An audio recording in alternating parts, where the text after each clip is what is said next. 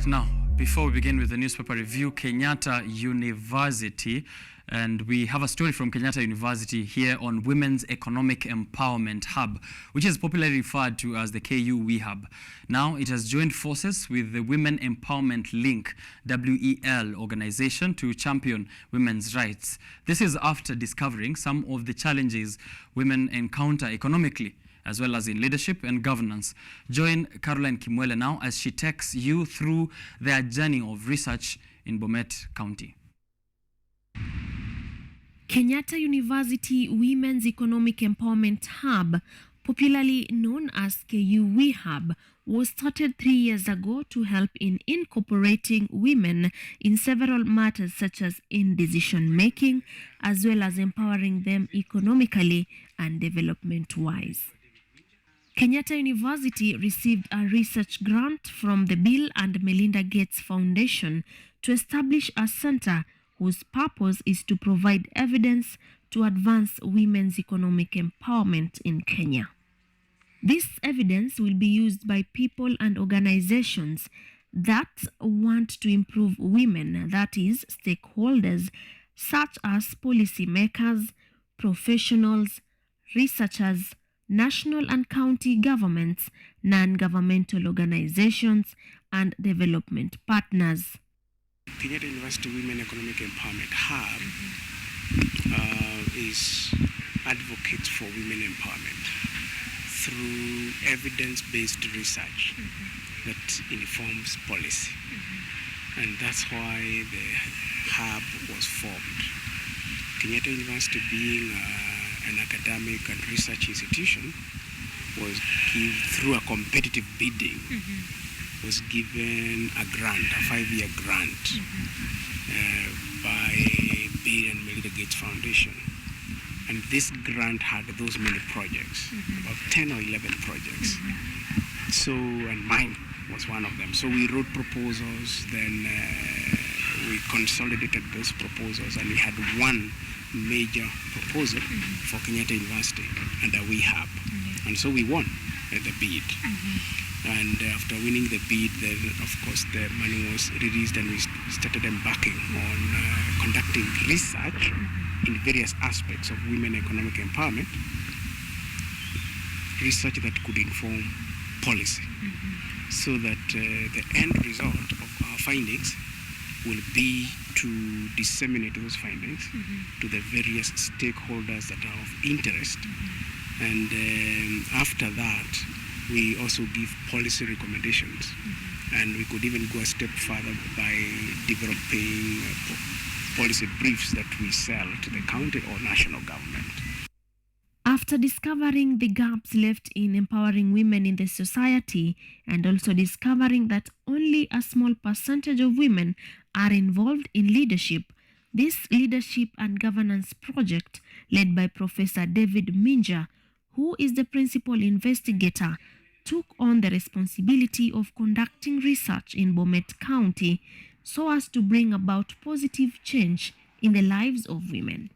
In my project, it is very county specific. County specific. So once we finish our research with a certain county, like Bomet now, and we do our report, we go back to that county and organize stakeholders workshop, a validation workshop, which also serves as a workshop for communicating the evidence that we found so that it can inform policy in that particular county. And that's why we are here today. So this week we have been in Bomet, just disseminating that information. Yesterday we were dealing with the CBOs that we dealt with, because our entry point is an NGO called Women Empowerment Link. Women Empowerment Link is operating in Kenya, various parts of Kenya. And Women Empowerment Link wants to understand how their project has impacted women economic empowerment countrywide. So when we developed this proposal, we approached Women Empowerment Link and said, we want to see whether what you are doing is actually impacting on the lives of women in terms of economic and political and governance processes. The success of this research was achieved by some of the lecturers at Kenyatta University in collaboration with the Women Empowerment Link, WELL, which is a non-governmental organization. These lecturers included Professor David Minja, who is the principal investigator, Professor Elishiba Kimani, the deputy principal investigator, Dr. Edna Moy, Dr. Jackson Mdoe, Dr. Hilda Mahamara, including the WELL representative Julian Ngoiri. According to the researchers' review, WELL imparted Bomet women with different skills, including how to invest in groups, how to make better judgments, how to be better leaders in the family and government, life skills, financial and business skills, and how to represent their opinions and suggestions in the society, among other skills.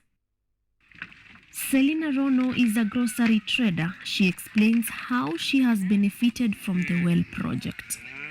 Kama hao wametufundisha WELL, tulikuja sasa kuwafunza hata wewe unaweza simama. Hata wewe unaweza simama, you are capable. You are capable. Wewe unasimama, hakuna unafikiria hao wako na nini? Hata sisi tuko na uwezo, tutaenda. Na watu walisimama nani? Walisimama, tulikuwa napigania mwingine MC alikosa, alipata namba 2. Mwanamke. Albina Ruto is another beneficiary. She has been a widow for 30 years now. She explains how WELL organization trained her on the effects of female genital mutilation and on the importance of saving. Albina has a daughter living with disability who is also a mother of 3. She admits that after her daughter got married, her husband became violent to a point of beating her. But the training on gender-based violence from WELL organization helped them, and the hostile husband changed into a better husband. We were trained with WELL jinsi ya kufanya biashara na kuweka akiba, sio ya kufanya biashara na kukula. Unafanya biashara ya kusave kitu kidogo. So tumeanza kwa hiyo group wenye tulifunzwa na WELL, tukajua maana ya savings. So tunaendelea kusave hiyo pesa. Alafu on the first place tulianzia hiyo group kufanya chama merry-go-round ili tusaidie watoto ya form 1s. Tulianzia watoto wa form 1s kuwasaidia kusanyia pesa ya merry-go-round, alafu wachisaidie nao. Baadaye venye form 1s waliendanga shule, tukaanza sisi kusave pesa na tukaendelea na hiyo merry-go-round. Wenye hawana watoto ya form 1s wanachukua hiyo loan kufanyia biashara, not loan, hiyo merry-go-round kufanyia biashara. WELL imetufundisha vile tuna save pesa na vile tunaomba. Unaomba pesa kulingana na biashara yako. Na vile ukipewa hiyo pesa inafaa uchipange uweke kwa biashara. Ni walitufundisha hivi, hakuna haja uombe pesa labda upewe 50,000 na we mama mboga ukuje ujifalie naye. Walitufundisha tukikupea pesa vile tunafanya biashara, vile unaweka biashara kabisa mpaka unawiri vile unarudisha. A few kilometers away from Albina's home, we meet Priscilla Kamoyeng, who narrates that after being empowered, she is now a successful farmer. She says her husband has embraced her work after seeing the benefits of the project, especially in the family and society. Sasa luku kwa leadership tuseme kwa group lazima usikie decision ya kila mtu, sio wewe unapitisha tu. Sasa nimeanza kujua mingi vile mimi nakaa tu wanaanza kusema kitu na kudecide. Later, after their research, the Kenyatta University researchers met other stakeholders and presented their results and evaluation of the research. I've got other leadership positions yenye nimepata.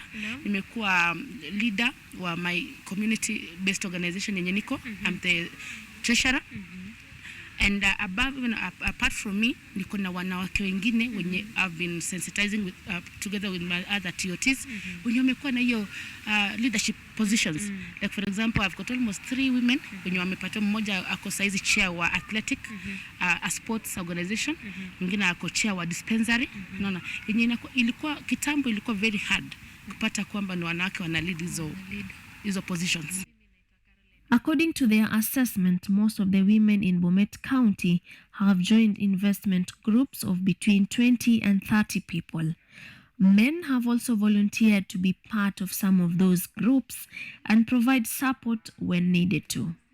At the beginning, in our initial findings, we found there was a gap in the sense that women were being given all this skill and the men were being left behind.